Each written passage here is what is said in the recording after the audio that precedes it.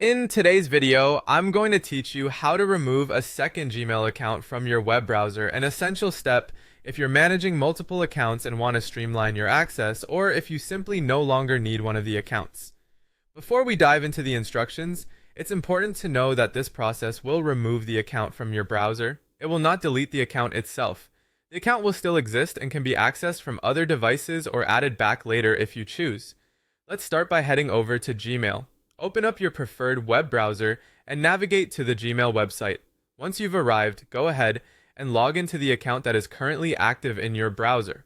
Look to the top right corner of the page, you'll see your profile picture there. Click on that image. This opens a drop-down menu displaying your Google account details. Within this menu, you want to look for and click on the option labeled Manage Accounts on this device. This will bring you to a page listing all the Google accounts that are currently linked to your browser. Next, locate the account you want to remove from the browser.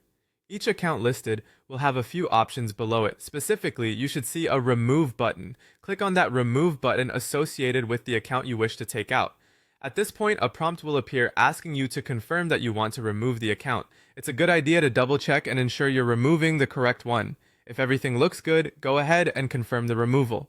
And that's it. The account is now removed from your browser. Remember, the account itself isn't deleted, it just won't appear when you try to sign in from this particular browser. You can still access it from other devices or add it back to this browser at any time if needed.